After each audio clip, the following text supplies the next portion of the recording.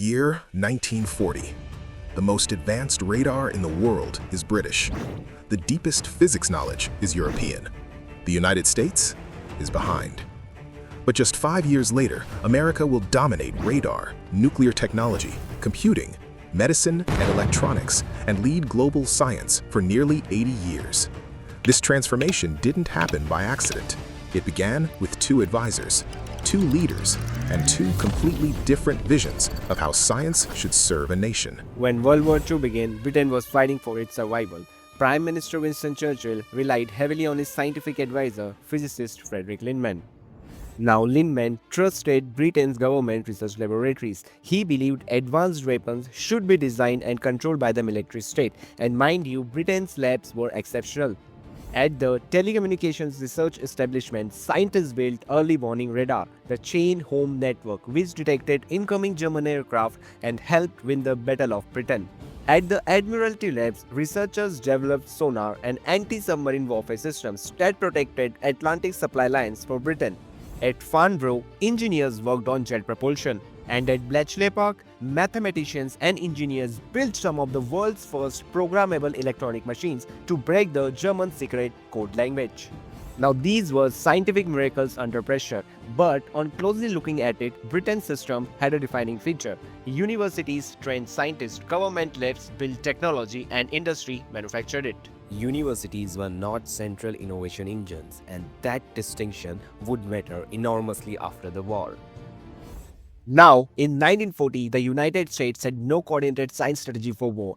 That changed when engineer administrator Vannevar Bush met President Franklin D. Roosevelt. Bush warned him, modern war will be decided by physics, chemistry, engineering, and electronics. But Bush also had a controversial idea. He believed military research labs were bureaucratic and slow. He argued that the most creative scientists lived in universities and that they should directly design advanced weapons. Roosevelt agreed and gave Bush extraordinary authority. Bush created the Office of Scientific Research and Development, OSRD. Now, the structure of OSRD was revolutionary. Instead of centralized government labs, OSRD created university-based weapons laboratories across America. Now, at MIT, the Radiation Laboratory designed microwave radar. At the University of Chicago, physicists built the first nuclear reactor. At Caltech, engineers developed rocket technologies. And at Johns Hopkins, proximity fuses were engineered.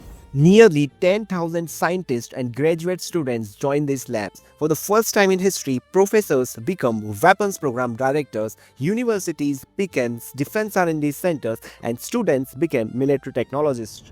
Industry then mass-produced what universities invented through companies like GE, RCA, and Westinghouse. Science moved from theory to deployment at unprecedented speed. But the deepest transformation wasn't just organizational, it was financial. Before World War II, most US scientific research happened in corporate labs like Bell Labs, GE, and DuPont. Universities had little federal research funding. Then wartime America did something unprecedented. The US government poured the equivalent of $9 billion into university research between 1941 and 1945. This changed the nature of US universities forever. They built advanced laboratories. They hired thousands of researchers. They developed large-scale engineering capability. By the end of the war, technology once considered impossible were operational. Microwave radar, electronic computing systems, nuclear reactors, synthetic materials, new antibiotics like penicillin. America had accidentally created a permanent scientific infrastructure. After 1945, Britain and America faced very different realities. Britain was financially exhausted, heavily bombed, and deeply in debt. Its military research labs were cut dramatically. Its innovation system remained centralized and government-controlled. Even though British scientists pioneered computing, including Alan Turing and the Colossus machines, Britain lacked capital and industrial scale to build a computing industry. Meanwhile, in America, wartime research flowed directly into industry. Companies like IBM, Univac, and others turned computing into a commercial revolution. The contrast was distinct. Britain produced breakthroughs while America produced ecosystems. In 1945, Vannevar Bush wrote a report titled Science the Endless Frontier. Its argument was simple but profound. Government should permanently fund basic research in universities. And no doubt the United States adopted this vision. As a result, new agencies were born out of OSRD, National Science Foundation, National Institute of Health, NASA, DARPA, and many more. A wartime triangle, government funding, university research, and then industrial commercialization became permanent.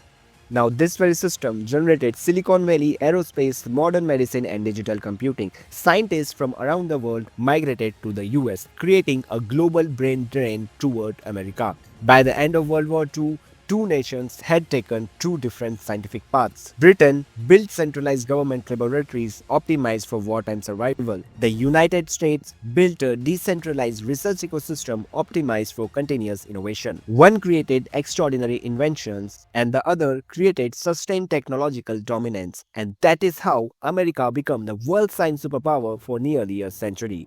But history also carries a warning that scientific leadership is not permanent. For the past 3 decades, China has been investing heavily in universities, research, and advanced technology, following the same model America built after World War II.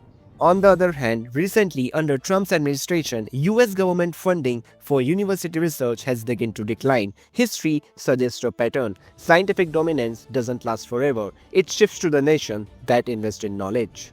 If you like this case study and our content, please like, comment, share and subscribe and keep watching Read, Write, Repeat. This is Rishabh Sharma signing off.